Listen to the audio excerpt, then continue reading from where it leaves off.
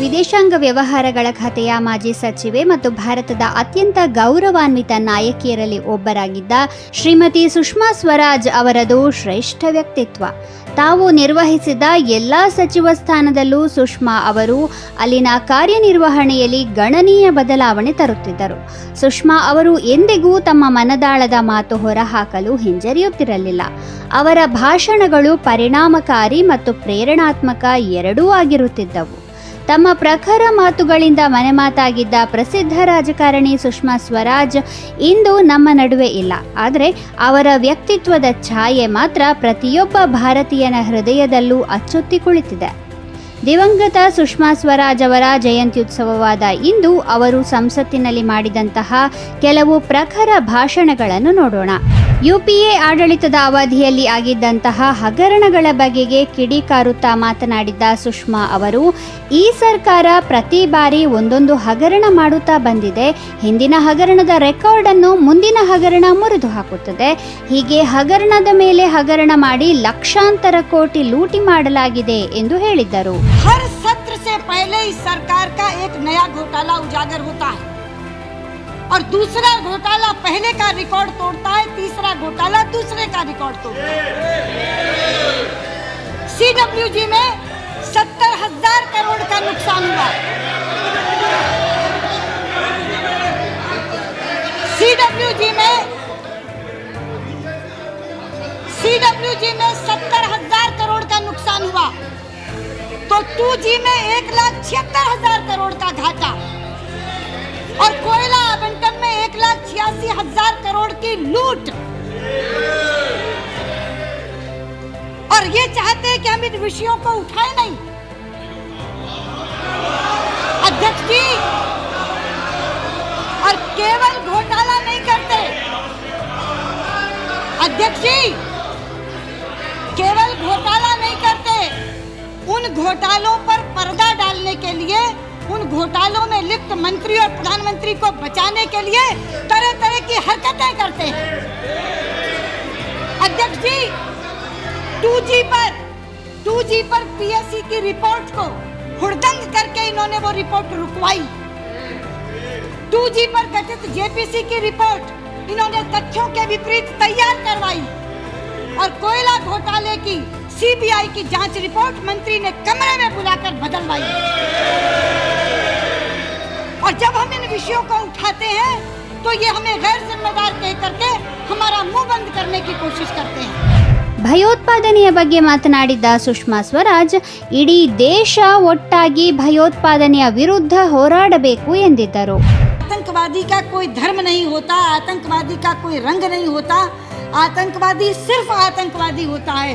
ये सोचकर पूरा का पूरा देश इकट्ठा होकर के इसका सामना करने लगे तो जो हम ग्लोबल टेररिज्म की बात करते हैं और लोगों से लड़ने की बात करते हैं, अंतर्राष्ट्रीय जगत में अन्य देशों को साथ लेने की बात करते हैं, उससे पहले देश को एक होना होगा। 1996ರಲ್ಲಿ ಸಂಸತ್ತಿನಲ್ಲಿ ಎಚ್.ಡಿ. ದೇವೇಗೌಡರು ಬಹುಮತ ಯಾಚಿಸಿದ್ದರ ವಿರುದ್ಧ ಮಾತನಾಡಿದ್ದ ಸುಷ್ಮಾ ಸ್ವರಾಜ್, ಈ ಹಿಂದೆ ಸದನದಲ್ಲಿ ಏಕಪಕ್ಷದ ಸರ್ಕಾರ ಇರ್ತಾ ಇತ್ತು ಮತ್ತು ಹಲವಾರು ಪಕ್ಷಗಳಲ್ಲಿ ಹರಿದು ಹಂಚಿ ಹೋಗಿದ್ದ ವಿಪಕ್ಷ ಇರ್ತಾ ಇತ್ತು.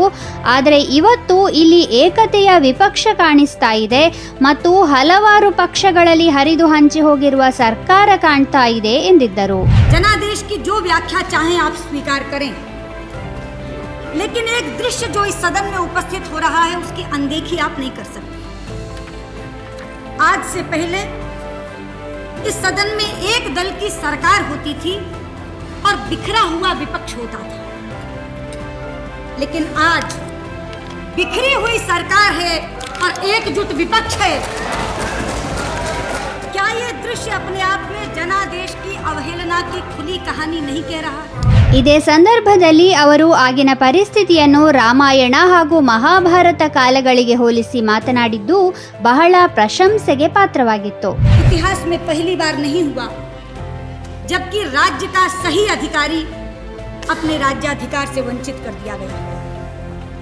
त्रेता में यही घटना राम के साथ घटी थी। राज तिलक करते करते वनवास दे दिया गया।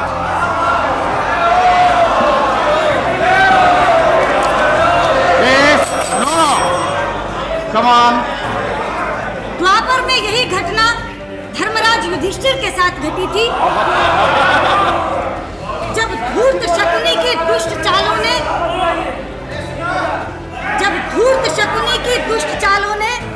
राज्य के अधिकारी को राज्य से बाहर कर दिया था। अध्यक्ष जी, यदि एक मंथरा और एक शकुनी राम और युधिष्ठिर जैसे महापुरुषों को सत्ता से बाहर कर सकते हैं, तो हमारे खिलाफ तो कितनी मंथराएं और कितने शकुनी हम राज्य में बने कैसे रह सकते हैं। ಈ ಸಂದರ್ಭದಲ್ಲಿ ಸುಷ್ಮಾ ಸ್ವರಾಜ್ ಅವರ ಭಾಷಣಕ್ಕೆ ಇಡೀ ಸದನ ಮಂತ್ರಮುಗ್ಧವಾಗಿ ಹೋಗಿತ್ತು.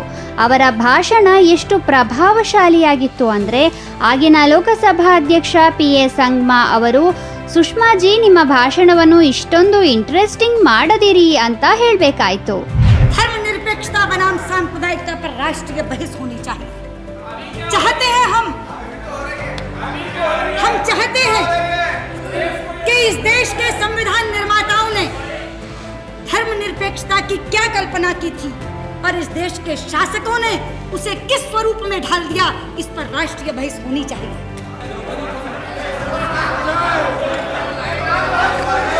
Please.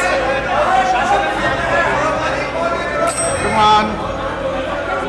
Don't make your speech so interesting. अध्यक्ष जी, 2009 ಚುನಾವಣೆಯಲ್ಲಿ ಭಾಜಪ ಸೋತ ಬಳಿಕ ಸಂಸತ್ತಿನಲ್ಲಿ ಸುಷ್ಮಾ ಸ್ವರಾಜ್ ಮಾಡಿದ್ದ ಮೊದಲ ಭಾಷಣವು ಎಲ್ಲರ ಮನಸೂರೆಗೊಂಡಿತ್ತು. ಈ ಸೋಲೆ ನಮ್ಮ ಮುಂದಿನ ಗೆಲುವಿಗೆ ಸೋಪಾನವಾಗಲಿದೆ ಎಂದು ಅವರು ಸೂಚ್ಯವಾಗಿ ಹೇಳಿದ್ದರು. लोकतंत्र में चुनाव जीते जाते हैं, हारे जाते हैं, कि लोकतंत्र का बुनियादी नियम है। लेकिन यहाँ किसी की इतिश्री नहीं होती, ना पार्टी स्तर पर होती है गिरिजा जी, ना व्यक्तिगत स्तर पर होती है। आप तो स्वयं साक्षी हैं। आप 12वीं लोकसभा में चुनाव हारी थी, 13वीं लोकसभा में फिर जीत गई, 14वीं लोकसभा में हमारी नितांत नई प्रत्याशी किरण महेश्वरी ने आपको हरा दिया और 15वीं लोकसभा में आप फिर जीत आई। और मैं पार्टी के स्तर पर भी आपको याद दिलाता हूं, 1977 में जिस समय श्रीमती इंदिरा गांधी हारी थी उपाध्यक्ष जी, अमृतसर से लेकर कलकत्ते तक कांग्रेस का सफाया हो गया। बहुत से समीक्षकों ने यह कहा था कि अब कांग्रेस की इतिश्री हो गई, लेकिन मात्र 2.5 वर्ष के बाद वो उसी धमक से वापस लौटी थी। 1984 में श्री राजीव गांधी जी के नेतृत्व में कांग्रेस ने 404 सीटें प्राप्त की थी और हम 2 पर आकर रुक गए थे। 5 बरस बीते और अगला चुनाव हुआ, कांग्रेस चुनाव हार गई थी। उपाध्यक्ष जी, हम 40 गुना होकर उभरे थे, 40 गुना। हम अब भी 116 हैं।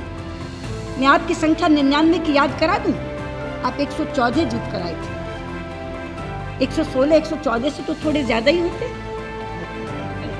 अगर 114 वाले सन 2004 में सरकार बना गए, तो 116 वालों की इतिश्री कैसे हो गई? वास्तव में गिरिजा जी, आप साहित्यकार हैं और साहित्य में हर कहानी की इतिश्री होती है, हर उपन्यास की इतिश्री होती है। लेकिन मैं राजनेत्री गिरिजा को बताना चाहती हूं कि राजनीति साहित्य नहीं होता। राजनीति में चुनाव लड़े जाते हैं और उपाध्यक्ष जी, किसी भी लड़ाई की इतिश्री तब होती है जब सामने लड़ने वाला मैदान छोड़ दे। और मैं आपको बताना चाहती हूँ, हम मैदान छोड़कर नहीं भाग रहे हैं, हम मैदान में डटे हुए हैं और इसी पराजय में से हम विजय की राह निकालेंगे। ये आज मैं ऐलान करके आपके सामने कहना चाहती हूँ। 2012ರಲ್ಲಿ FDI ಕುರಿತಾಗಿ ಚರ್ಚೆ ನಡೀತಾ ಇತ್ತು. ಆಗ ವಿರೋಧ ಪಕ್ಷದ ಕಡೆಯಿಂದ ಮಾತನಾಡಿದ ಸುಷ್ಮಾ ತಮ್ಮ ಅಪೂರ್ವ ಶಾಯರಿಗಳಿಂದ ಸರ್ಕಾರಕ್ಕೆ ಖಡಕ್ ಪ್ರತಿಕ್ರಿಯೆ ನೀಡಿದ್ದರು. ಹಾಗೆಯೇ ಸಂಸದ ದೀಪೇಂದ್ರ ಹೂಡಾಗೆ ಸೋರೆಕಾಯಿ ಮತ್ತು ಆಲೂಗಡ್ಡೆಯ ನಡುವಿನ ವ್ಯತ್ಯಾಸವನ್ನು ತಮ್ಮದೇ ಶೈಲಿಯಲ್ಲಿ ಹೇಳಿದ ಪರ್ಯಂತೂ ಸದನವನ್ನು ನಗೆಗಡಲಲ್ಲಿ ತೇಲಿಸಿತ್ತು. बड़ी बड़ी गाड़ियों वाले लोग वॉलमार्ट से खरीदेंगे। आपका किसान के हित में है, मजदूर के हित में, उपभोक्ता के हित में है और नीति बना रहे बड़ी बड़ी गाड़ियों वाले लोगों के लिए। बड़ी बड़ी गाड़ियों वाले लोग तो कौन से उपभोक्ता का हित देख रहे हैं? ये कौन से उपभोक्ता के लिए वॉलमार्ट खुल रहा है? बड़ी बड़ी गाड़ियों वाले उपभोक्ता के लिए वॉलमार्ट खुल रहा है। ये दूसरा अंतर्विरोध। तीसरा अंतर्विरोध, वो कहते हैं वॉलमार्ट तो 2008 तक घाटे में था। तो घाटे का सौदा करने वाला हर तरह का हथकंडा अपना के क्यों आने की बात कर रहा है? अगर वॉलमार्ट के लिए आना घाटे का सौदा है तो इतने तरह के हथकंडे अपना के क्यों आना चाह रहा है, क्यों तड़प रहा है भारत में आने के लिए? और दूसरी बात जो उन्होंने कही, भारत की अर्थव्यवस्था घाटे में है, अर्थव्यवस्था की दुर्दशा है। अध्यक्ष जी, एक घाटे वाला दूसरे घाटे वाले को कैसे उबारेगा, जरा मुझे ये तो बता दें।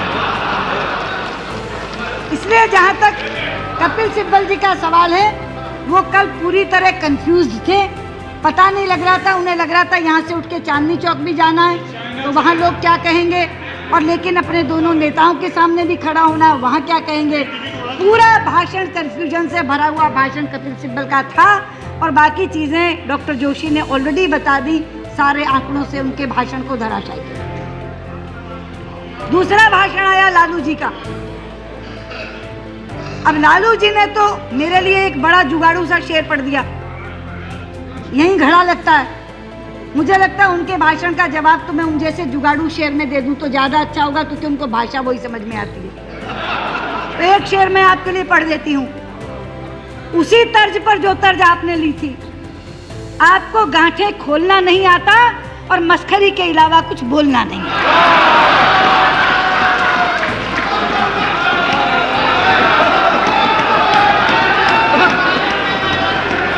अध्यक्ष जी,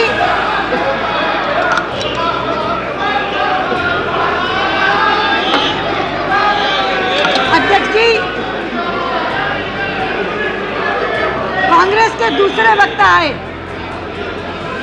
कांग्रेस से दूसरे वक्ता आए दीपेंद्र हुड्डा।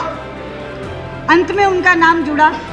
मैं तो बड़े मोह और स्नेह से देख रही थी, क्योंकि रिश्ता है प्रदेश का, बहुत मोह और स्नेह से उनका भाषण सुनना चाह रही थी। वो इतने उत्तेजित हो गए कि 2 फुट का आलू उगा गए। उन्होंने मैकडोनल्ड को दावत दे डाली कि हम 24 इंच का आलू यानी 2 फुट का आलू उगा के देंगे उनको। वो कहते मैं किसान का बेटा हूँ। अरे बेटा, किसान के बेटे हो, लौकी और आलू का अंतर तो समझ लो। अध्यक्ष जी, 2 फुट की तो लौकी भी नहीं उगती, 2 फुट की तो लौकी उगाने के लिए भी मशक्कत करनी पड़ती है। ये 2 फुट का आलू उगा के दे रहे हैं, और वो भी मैकडोनल्ड और पेप्सिको को। अब मैं इनकी बातों का क्या जवाब दूं, जो कुतर्क से सारी बातें यहाँ रखते हैं। 2014ರಲ್ಲಿ ಪ್ರತಿಪಕ್ಷ ನಾಯಕಿಯಾಗಿ ಅವರ ಕೊನೆಯ ಭಾಷಣವು ಸ್ಮರಣೀಯವಾಗಿತ್ತು.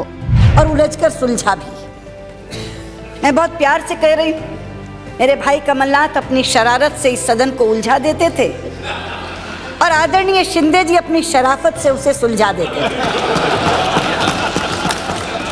और इस शरारत और शराफत के बीच बैठी हुई सोनिया जी की मध्यस्थता, आदरणीय प्रधानमंत्री जी की सौम्यता, आपकी सहनशीलता और आडवाणी जी की न्यायप्रियता के कारण ये सदन चल सका। और आज के दिन मैं अपने पूर्व नेता सदन को भी याद करना चाहूंगी, आदरणीय प्रणब मुखर्जी को, लोकतांत्रिक संस्थाओं में जिनकी आस्था ने भी इस सदन को चलाने में बहुत कारगर भूमिका निभाई। ये इसलिए हुआ क्योंकि भारतीय लोकतंत्र के मूल में एक भाव है, और वो भाव क्या है? वो भाव ये है कि हम एक दूसरे के विरोधी हैं मगर शत्रु नहीं। और हम विरोध करते हैं विचारधारा के आधार पर, हम विरोध करते हैं नीतियों के आधार पर, हम विरोध करते हैं कार्यक्रमों के आधार पर। अलग अलग है, इख्तिलाफी विचारधारा है, अलग अलग नीतियां बनाती है सरकार, अलग अलग कार्यक्रम बनाती है, उस पर हम आलोचना करते हैं। वो आलोचना प्रखर भी होती है, लेकिन प्रखर से प्रखर आलोचना भी भारतीय लोकतंत्र में एक दूसरे के व्यक्तिगत संबंधों में आड़े नहीं आती। भाजपा संसदीय दल के अध्यक्ष के रूप में आडवाणी जी से मैं मार्गदर्शन लेने जाती थी। वो हमेशा मुझे एक ही निर्देश देते थे, सदन की गरिमा के अनुरूप ही आचरण करना है। दलगत राजनीति से ऊपर उठकर हमेशा उन्होंने मुझे सुझाव दिया, और मैं आज इस सच्चाई को स्वीकार करना चाहूँगी कि नेता प्रतिपक्ष के रूप में जो भूमिका मैं निभा सकी वो आदरणीय आडवाणी जी के आशीर्वाद के कारण निभा पाई। ಹೀಗೆ ಸುಷ್ಮಾ ಸ್ವರಾಜ್ ಅವರ ಭಾಷಣ ಯಾವತ್ತೂ ತರ್ಕಬದ್ಧವಾಗಿ ಮತ್ತು ಆಕ್ರಮಣಕಾರಿಯಾಗಿಯೂ ಇರ್ತಾ ಇತ್ತು. ಹಾಗಂತ ತಮ್ಮ ಭಾಷಾ ಪ್ರಯೋಗದಲ್ಲಿ ಒಂದಿನಿತೂ ದೋಷ ಬಾರದಂತೆ ಗೌರವಯುತವಾಗಿಯೇ ಮಾತನಾಡ್ತಾ ಇದ್ದಂತಹ ಸುಷ್ಮಾ ಸ್ವರಾಜ್ ಇಂದಿನ ಎಲ್ಲ ಸಂಸದರಿಗೂ ಆದರ್ಶಪ್ರಾಯರೇ ಆಗಿದ್ದಾರೆ.